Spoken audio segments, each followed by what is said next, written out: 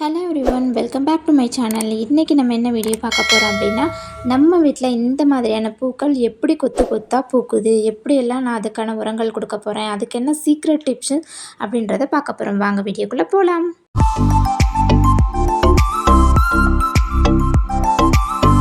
நம்ம செய்ய போகிற இந்த உரங்கள் வந்துட்டு காசு கொடுத்து வெளியே இருந்து எதையுமே நம்ம வாங்க போகிறது கிடையாது. நம்ம தூக்கி போடுற பொருள்களை வச்சு செடிகளுக்கு ஒரு ஊட்டச்சத்தை கொடுக்கக்கூடிய ஒரு உரத்தை எப்படி நம்ம ரெடி பண்ண போகிறோம் அப்படின்றதான் பார்க்க போகிறோம்.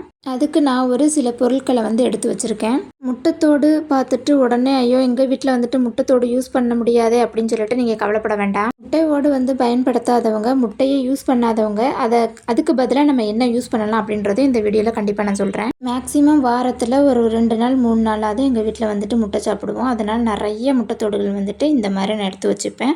வேக வச்ச முட்டைத்தோடாக இருந்தாலும் சரி, இல்லை அப்படின்னா நம்ம ஆம்லேட்டு போட்டுட்டு எடுத்து வச்சுருக்க முட்டைத்தோடாக இருந்தாலும் சரி, இந்த மாதிரி நான் எல்லாத்தையுமே காய வச்சு எடுத்துப்பேன்.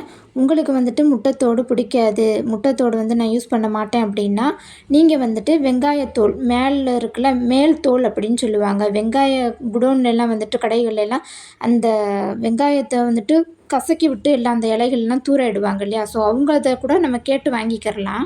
அதுக்கடுத்து பார்த்துக்கிட்டிங்கன்னா பழத்தோல், எந்த வகையான பழத்தோல் வேணாலும் நம்ம எடுத்துக்கலாம். வாழைப்பழத்தோல் வீடியோவில் காட்டணுன்றதுக்காக தான் முழு வாழைப்பழத்தோலாக நான் போட்டிருக்கேன்.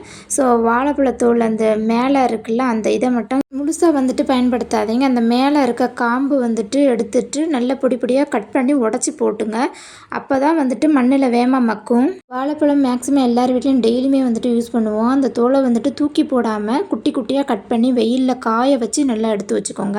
ஸோ நிறைய இருந்தது அப்படின்னா அதை ஸ்டோர் பண்ணி கூட நம்ம வச்சுக்கலாம். அதுக்கப்புறம் ஆரஞ்சு, சாத்துக்குடி, கமலாப்பழம், எலுமிச்சை அதெல்லாம் பார்த்துக்கிட்டிங்கன்னா அந்த தோள்களில் விட்டமின் சி அதிகமாக இருக்குது. அந்த தோள்கள் எல்லாத்தையுமே நம்ம கலெக்ட் பண்ணி காய வச்சு ரெடி பண்ணி வச்சுக்கலாம்.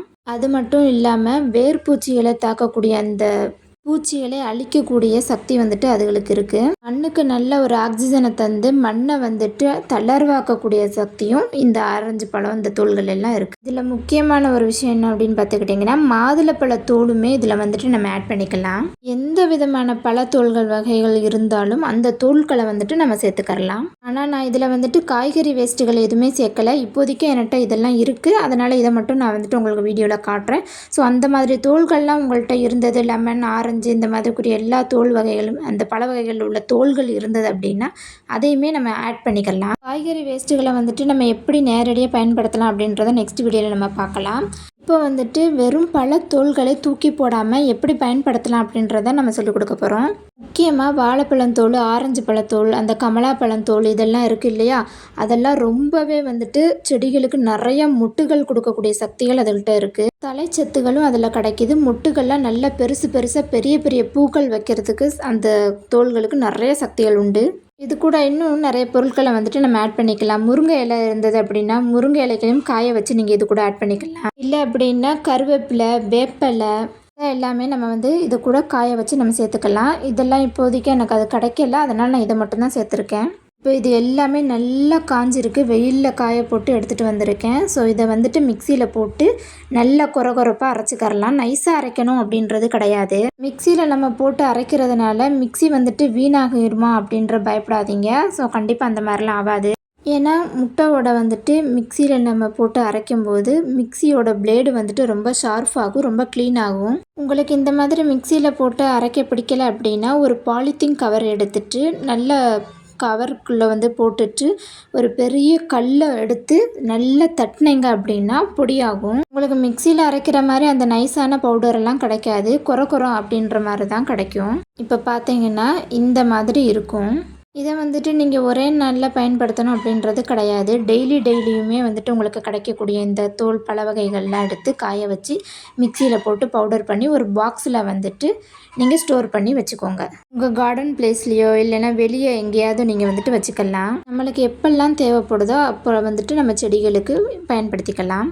இது 4 நாளைக்கு ஒரு முறை இல்லைன்னா 5 நாளைக்கு ஒரு முறை செடிகளுக்கு தகுந்த மாதிரி நீங்கள் பயன்படுத்திக்கலாம். 1 ஸ்பூன் 1.5 ஸ்பூன் அளவுக்கு கூட நம்ம கொடுத்துக்கலாம். இப்போ நம்ம கார்டனுக்கு போயிட்டு இந்த அழகான பூக்களுக்கு நம்ம இந்த உரத்தை பயன்படுத்தலாம். இந்த ரோஸோட பேரை பார்த்துக்கிட்டிங்க அப்படின்னா ஃபேரி ரோஸ் அப்படின்னு சொல்லுவாங்க. பாதி பேர் நர்சரியில் வந்துட்டு கொடி ரோஸ் அப்படின்னு சொல்கிறாங்க.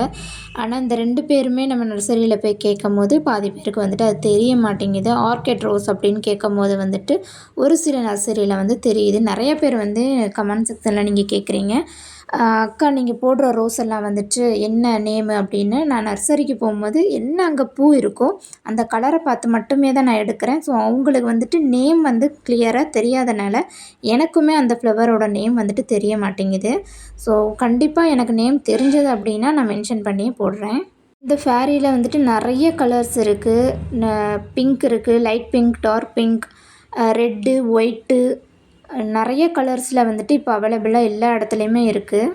இது வந்து நான் நர்சரியில் தான் வாங்கிட்டு வந்தேன். இது நம்ம வீட்டுக்கு முன்னாடி ஆர்ச் மாதிரி விட்டோன்னா சூப்பராக அருமையாக பூக்கும். இது நல்லா ஹைட்டில் வந்துட்டு நீங்கள் வளர்த்ததுக்கப்புறமா கட் பண்ணி அழகாக ரவுண்ட் ஷேப்பில் உங்களுக்கு என்ன மாதிரியான ஷேப்பில் பிடிக்குதோ அந்த மாதிரி நீங்கள் கட் பண்ணி கொடுத்தீங்கன்னா சூப்பராக பூக்கும். இதுவும் one of the climbing rose மாதிரி தான். அழகாக பால்கனியில் வந்துட்டு கம்பு வச்சு நீங்கள் கட்டி விட்டீங்க அப்படின்னா சூப்பராக ஆர்ச் மாதிரி ரெடி ஆகும். இந்த செடிக்கும் நீங்கள் வந்துட்டு இந்த உரத்தை பயன்படுத்துங்க. ஒரு ஸ்பூன் அளவுக்கு சூப்பராக பூப்பாங்க. முக்கியமாக இது கூட இன்னும் முக்கியமான ஒரு உயிர் சத்து கொடுக்கக்கூடிய ஒரு உரத்தை ரெடி பண்ணி கொடுக்க போகிறோம். ஒன்றும் இல்லை, ஒரு மக்கு அளவுக்கு வந்துட்டு நீங்கள் தண்ணி எடுத்துக்கோங்க. அந்த தண்ணியில் நல்ல ஒரு புளிச்ச மாவு, அதில் 2 ஸ்பூன் அளவுக்கு வந்துட்டு அந்த புளிச்ச இட்லி மாவு நீங்கள் எடுத்து தண்ணியில் நல்லா கலக்கி மிக்ஸ் பண்ணிக்கோங்க. அப்படி இட்லி மாவு தோசை மாவு இல்லை அப்படின்னா புளிச்ச தயிர் இருக்கு இல்லையா, அதை கூட நீங்கள் இது கூட சேர்த்துக்கலாம். நீங்கள் அந்த பவுடர் வந்துட்டு என்னைக்கு நீங்கள் போடுறீங்களோ அன்னைக்கு வந்துட்டு இந்த தண்ணியை நீங்கள் கூட மிக்ஸ் பண்ணிக்கிட்டீங்க அப்படின்னு அப்படி ஊற்றும் போது நிறைய நுண்ணுயிர் சத்துகள் வந்துட்டு உருவாகும். செடிகளுக்கும் அதாவது மண்ணுக்கு நல்ல ஒரு உயிர் சத்து கிடைக்கும். மண் நல்லா உலரும் போது நல்ல காற்றோட்டம் கிடைக்கும் போது வேர் நல்லா பிரிய ஆரம்பிக்கும். செடிகள்ல இருந்து நிறைய பக்க கிளைகள் வரும், நிறைய முட்டுகள் வரும், புது துளிர்கள் அதிகமாக வரும். கண்டிப்பா இந்த டிப்ஸை வந்துட்டு நீங்க ஃபாலோ பண்ணி பாருங்க.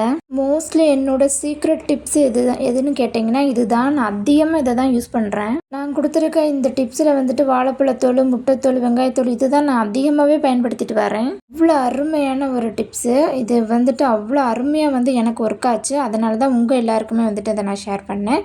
ஸோ நீங்களும் அதை ட்ரை பண்ணிவிட்டு கண்டிப்பாக எனக்கு கமெண்ட் செக்ஷனில் கமெண்ட் பண்ணுங்கள். பிடிச்சிருந்தா லைக் பண்ணுங்கள், ஷேர் பண்ணுங்கள், கமெண்ட் பண்ணுங்கள். பக்கத்தில் உள்ள பெல் பட்டனை ஆன் பண்ணி வச்சுக்கோங்க. மறக்காமல் சப்ஸ்கிரைப் பண்ணி வச்சுக்கோங்க. அப்போ தான் நம்ம நெக்ஸ்ட் டைம் போடுற எல்லா வீடியோவும் உங்களோட மொபைலுக்கு நோட்டிஃபிகேஷனாக வரும்.